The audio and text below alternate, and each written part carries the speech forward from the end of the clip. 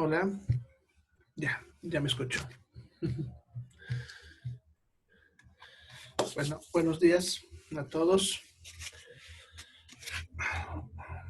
Bien. Buen día. Si tienen algún problema de audio, me avisan, por favor, no se queden así. Ya, supuestamente los de Tigo ya me arreglaron la señal para hoy día, ya. Así que en teoría no debería cortarse para nada. Ya. Me avisan para que vuelva a quejarme. ¿Listo? Bueno, entonces habíamos quedado en la clase viendo los músculos del tórax, ¿no? Y habíamos acabado con los dos serratos menores. Hoy vamos a ver musculatura del abdomen, ¿ya? Músculos del abdomen. Antes de empezar, ¿alguna pregunta?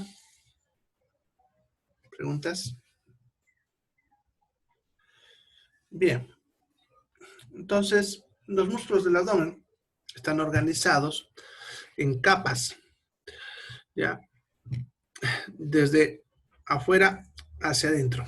Así que vamos a ir viendo capa por capa y luego vamos a ver en un corte transversal cómo están organizados estos músculos. ¿Ya? Bien, empezaremos entonces con la capa más superficial, que sería el músculo oblicuo mayor, ¿ya? Que sería ese músculo que vemos en primer plano, este de acá. Todo este músculo es el oblicuo mayor.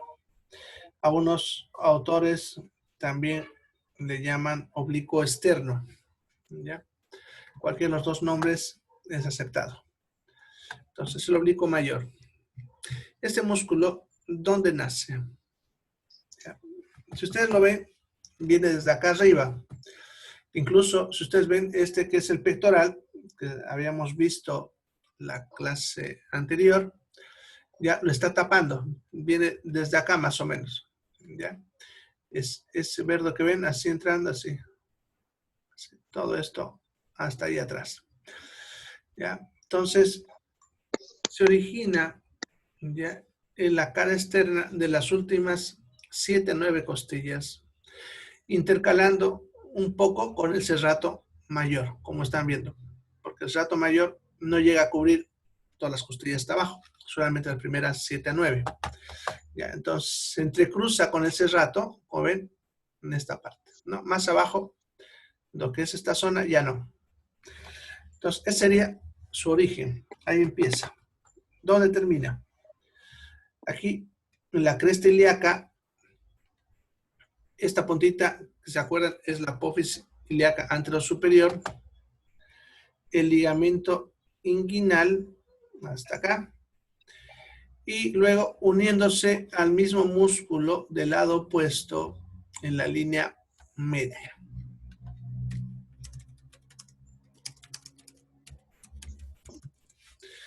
Bien, aquí entonces este músculo termina, ya no se olviden. Cresta ilíaca, espina ilíaca anterosuperior, ligamento inguinal y uniéndose al mismo músculo del lado opuesto en la línea media. Ahora aquí sí hay que aclarar un pequeño detalle sobre este músculo que genera un poco de controversia en los textos de anatomía. Sucede, como ven, el músculo termina a través de su tendón. Esto que vemos acá, blanco, es el tendón de este músculo. Es su tendón. Ahí se lo ve bastante bien. Sin embargo, en los libros van a ver que no dice eso. En los libros dice, termina a través de su aponeurosis. Y por eso, para mí era importante definirles qué era aponeurosis, que eso lo vimos cuando empezamos a hablar de músculo. Ya, las aponeurosis son membranas que envuelven a los músculos. ¿Ya? No lo que continúa. Acuérdense que lo que continúa es tendón. Entonces, lo correcto que acabaría de decir es que termina a través de su tendón, uniéndose al mismo músculo del lado opuesto. Ya. Sin embargo, en los libros dice a través de su aponeurosis. Ya por eso, como les decía, genera esa controversia. Bien, entonces ese sería el oblicuo mayor o oblicuo externo. ¿Ya? Es el más superficial. Para poder ver el siguiente músculo, tenemos que cortar a este y sacarlo. ¿Ya? Y vamos a ver al siguiente.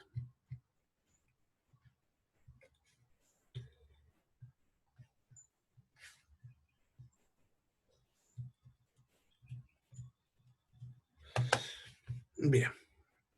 Entonces, el siguiente músculo sería el oblicuo menor o oblicuo interno. Sería este músculo de acá. Todo esto. Desde acá, todo esto hasta acá. ¿Ya? Como ven, para poder verlo, tuvieron que cortarlo al oblicuo mayor. Y aquí ven la línea de corte del oblicuo mayor. Se ven todavía, se ve por acá. Todo esto todavía es el borde cortado del oblicuo mayor. Todo eso. ¿No? Entonces, todo esto que ven ahí es lo que han cortado al oblicuo mayor para poder ver el oblicuo menor.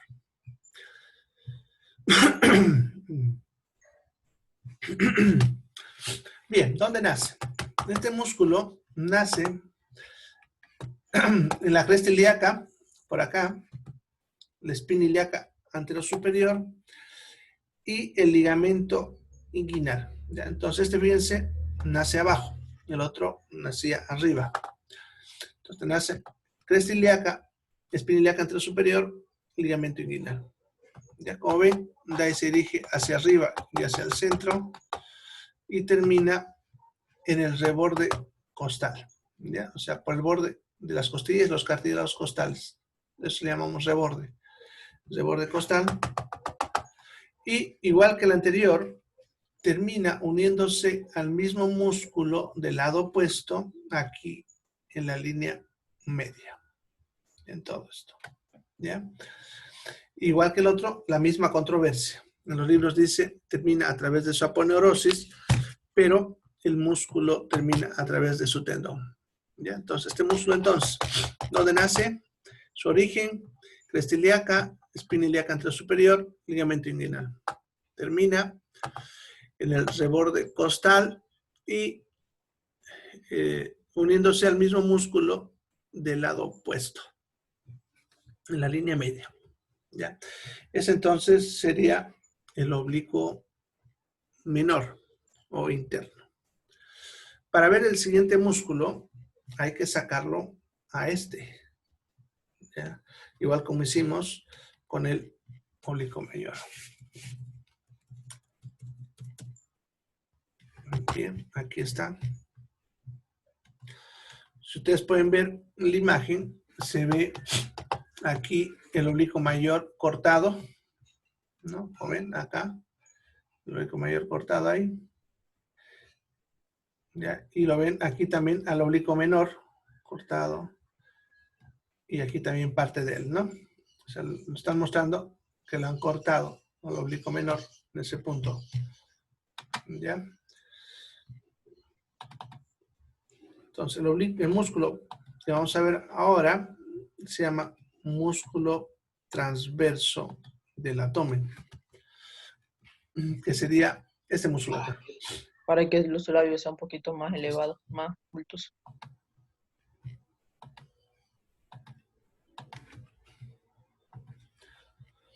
Ya, entonces sería este músculo. Este de acá. Todo esto de acá. Todo esto. Ya, se llama músculo transverso del abdomen. El transverso del abdomen nace en la parte interna de las últimas 5 costillas. Ya. Van a ser desde acá, por dentro, en todas las costillas, pero por dentro. Como están viendo en la imagen, lo estamos viendo de afuera. ¿Ya? Entonces, hay adentro, a esta altura, pero por dentro. Incluso aquí, si ustedes fíjense, se nota que está viniendo de la parte interna de las costillas. ¿Ya? Entonces nace en la cara interna de las últimas 5 costillas, en la cresta ilíaca, el espina ilíaca anterosuperior y el ligamento inguinal. De ahí, como ven, se dirige hacia el centro y termina uniéndose al mismo músculo del lado opuesto, acá en la línea media. ¿Ya? Entonces, ese sería el músculo transverso del abdomen. El siguiente músculo es el músculo recto mayor anterior del abdomen.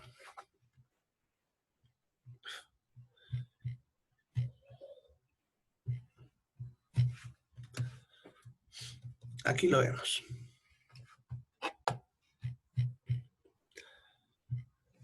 Sería este músculo de acá. Desde acá arriba, todo esto hasta acá abajo. ¿Ya? Todo sería el músculo. ¿Ya? Ahora, su nombre oficial y verdadero, si ustedes quieren, es músculo recto mayor anterior del abdomen. Ese es su nombre oficial. Músculo recto mayor anterior del abdomen.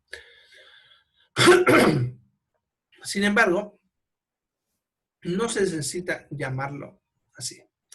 Con que nosotros le digamos simplemente recto del abdomen, ya sabemos qué músculo es el que estamos hablando. No necesitamos decirle mayor porque no hay un menor. Acuérdense que usamos esos términos cuando son dos y hay que hacer esa aclaración. Y en este caso no necesitamos decir mayor porque no hay un recto menor. Y tampoco necesitamos decir anterior porque no hay un posterior. ¿Ya? Entonces basta decir recto del abdomen. Sin embargo, en la nomenclatura se encuentra así.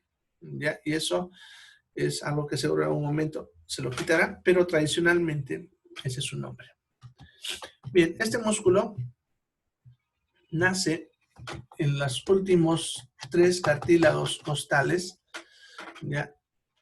Estos cartílagos que ven aquí con plomito, ¿ya? En todo esto, los últimos 3 en esta zona.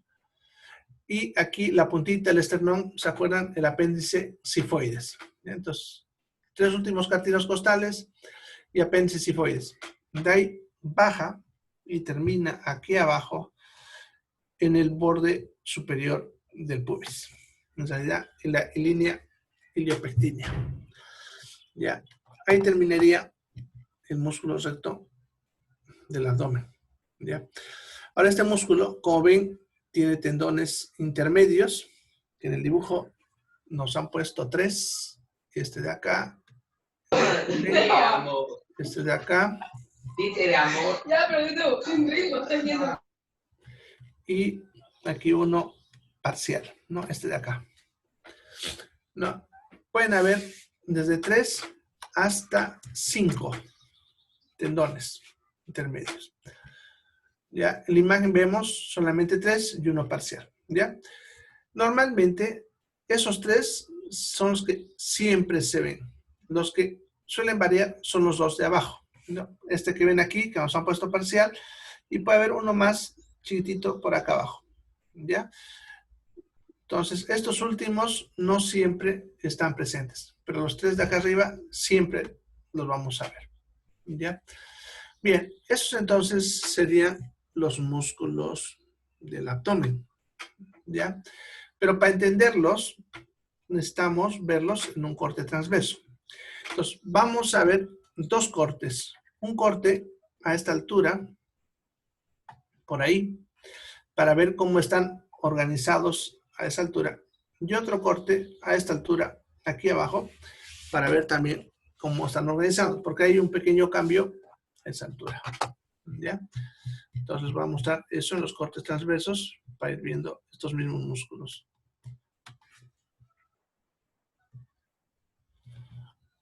Aquí están los 2 cortes. Empezaremos con el primero. ¿Ya? Este es un corte transverso en el cual ustedes están viendo cómo está organizado por capas.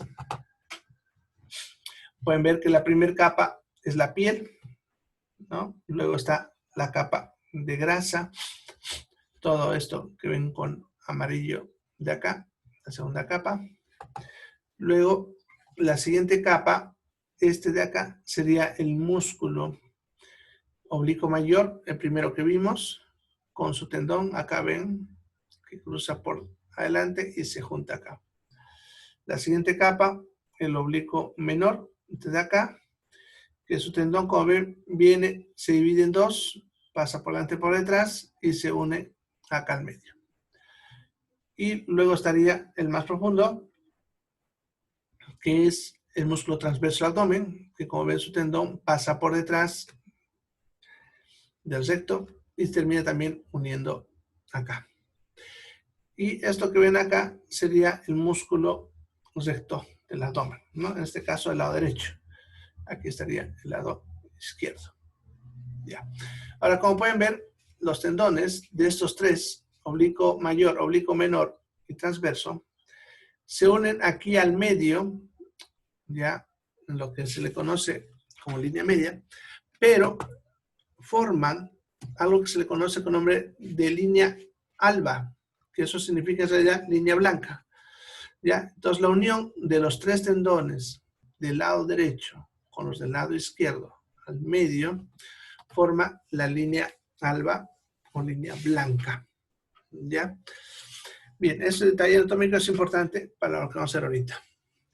Ahora, entonces, como pueden ver, se forma una estructura que envuelve al músculo recto, ¿no? Esta estructura formada por los tendones de todos estos músculos envuelve al músculo recto del abdomen, formando lo que se le conoce con el nombre de la vaina de los rectos, que sería esa estructura de ahí. ¿Ya? La vaina de los rectos. ¿Listo? Bien. Entonces, así es la estructura en la altura del primer corte que les mostré. Vamos a ver en la altura del segundo corte.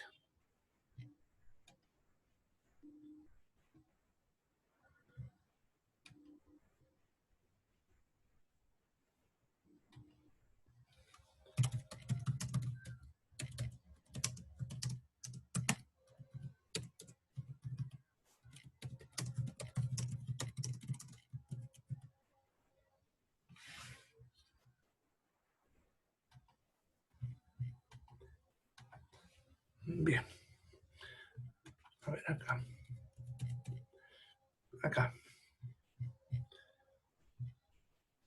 Fíjense, este es un corte un poco más abajo del ombligo. ¿Ya? Y en este vamos a encontrar que los tendones, miren, todos pasan por delante. En la anterior imagen, como vieron, el oblicuo menor se divide en dos, pasando por delante y por detrás, y el transverso pasaba por detrás. En cambio, a esta altura, todos pasan por delante, por la parte anterior. ¿Ya? No pasan por detrás. ¿Ya? Eso es importante entenderlo. ¿Ya? El punto donde ocurre este cambio se le llama línea arqueada.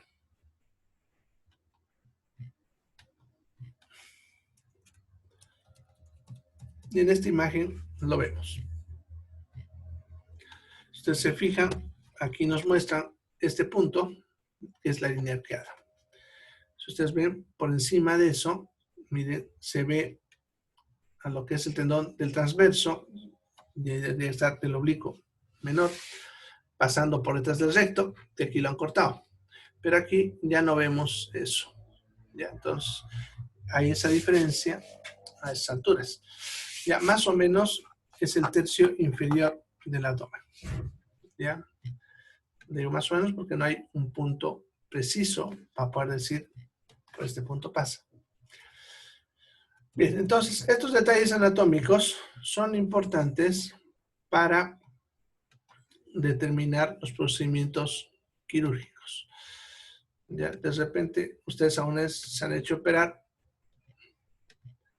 ya, o han participado en cirugías, o de repente han visto a alguien que la han operado. Ya, el mejor ejemplo para hablar de lo que os voy a explicar ahorita, la cesárea. Ya, han debido ver que en el caso de la cesárea,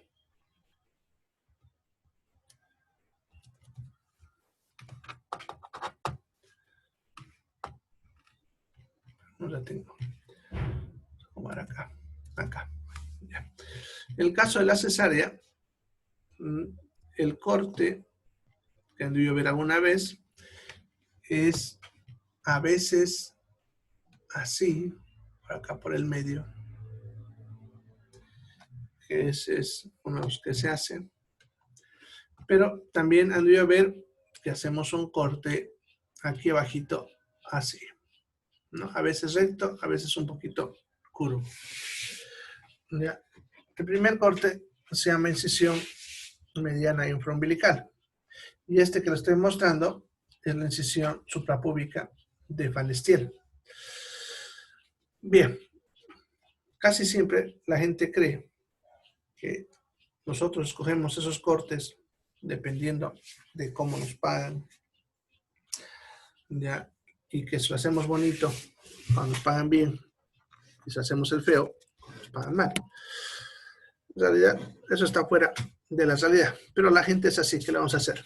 Nada que ver con lo que es la realidad, pero bueno, tiene que ver con lo que hemos visto ahorita, las capas y con la velocidad que necesitamos sacar a un niño.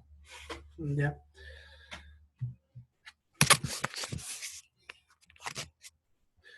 Si nosotros queremos sacar a un niño rápido, necesitamos un corte que sea rápido.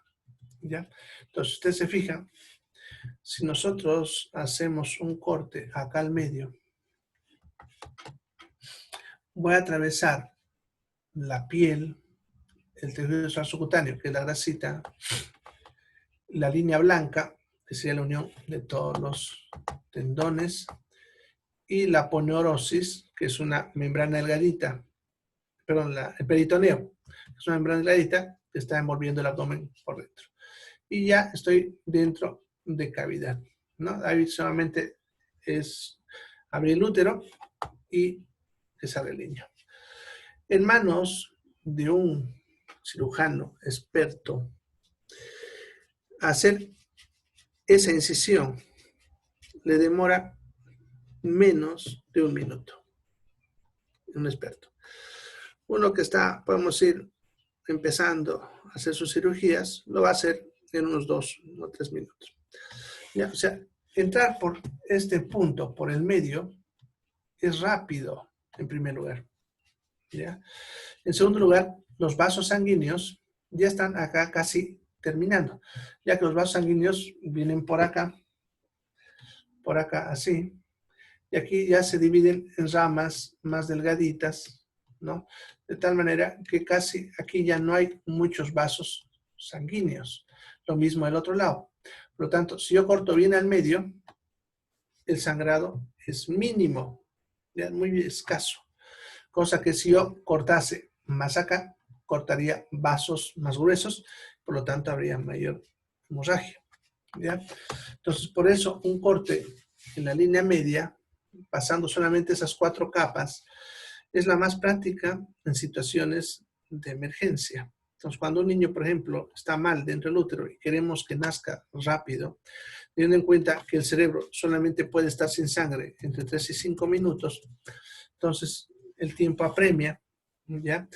Y poder sacar un niño en un tiempo menor a 3 minutos es importantísimo, ¿no? Y, como les digo, una incisión así al medio nos permite hacer eso, cortando acá al medio. Porque una vez que uno entra al útero, el útero facilito se rompe, ya con un bisturí, un cortecito, y con los dedos se lo separa y sale. De ahí el niño ya, de ahí sale. Ya, entonces, un corte así es sencillo.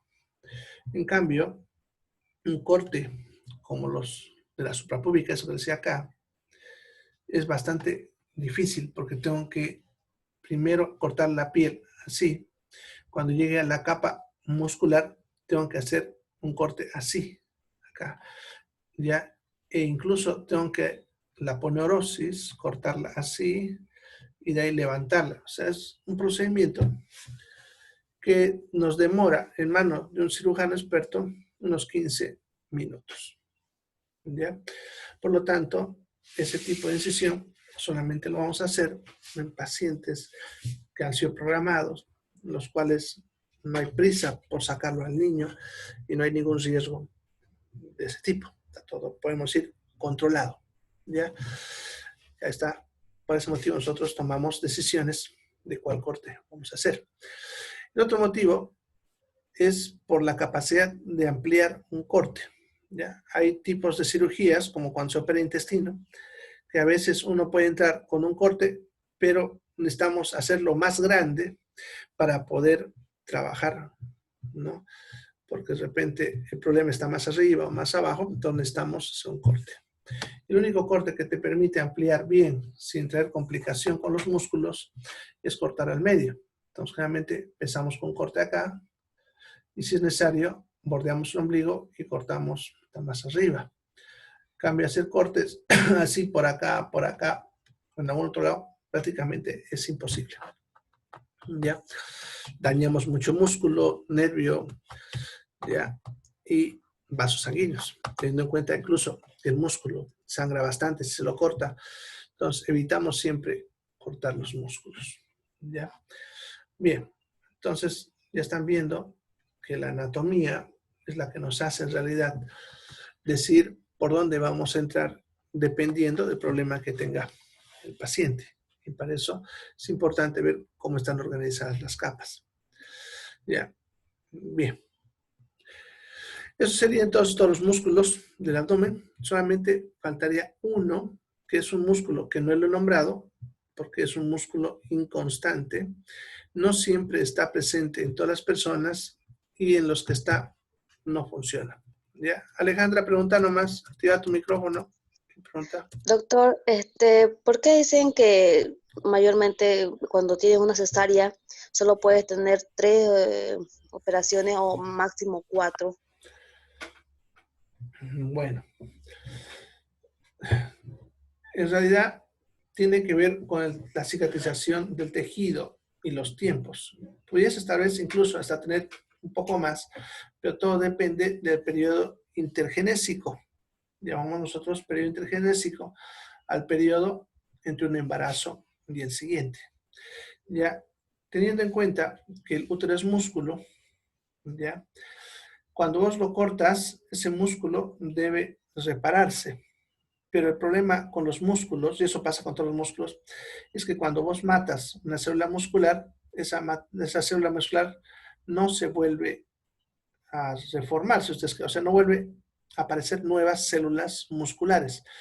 Por lo tanto, cuando vos matas una célula muscular, estás perdiendo parte de ese músculo que no se puede recuperar. Entonces, el útero es músculo. Cuando vos haces un corte, ya vas a matar una cantidad de células musculares del útero que no vas a poder recuperar.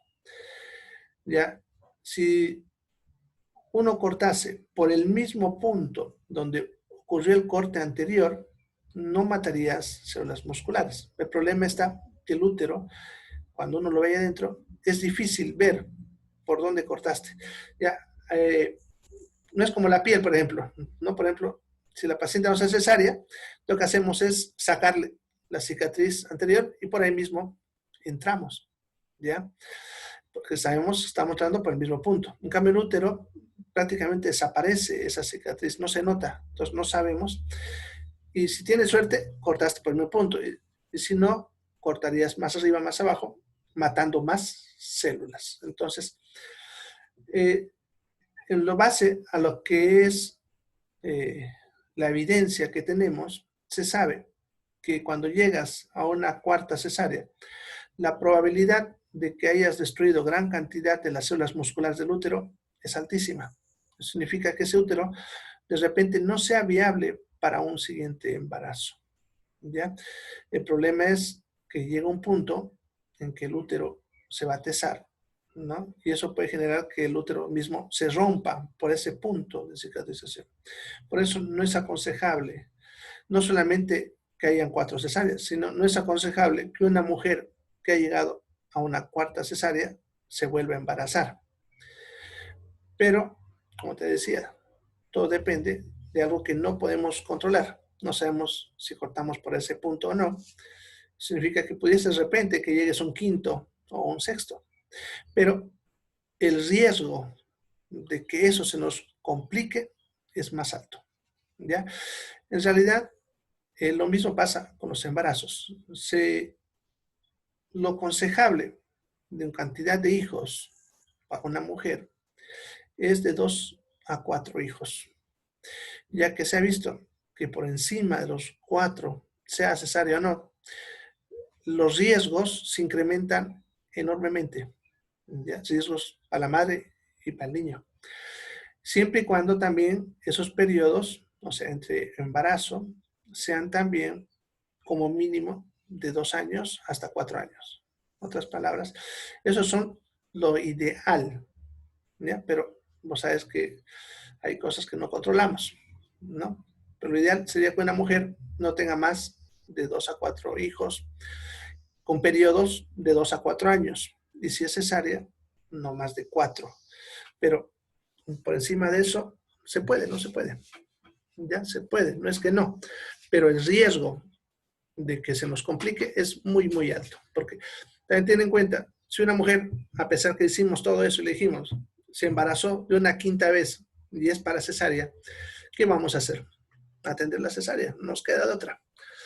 Pero ya sabemos que el riesgo de que todo se complique ahí es alto, ¿no? Incluso puede ser que el útero no funcione, sangre, tengamos que sacar el útero, un montón de cosas. Claro que a veces va bien, nos quedamos tranquilos, ¿no? Pero es así.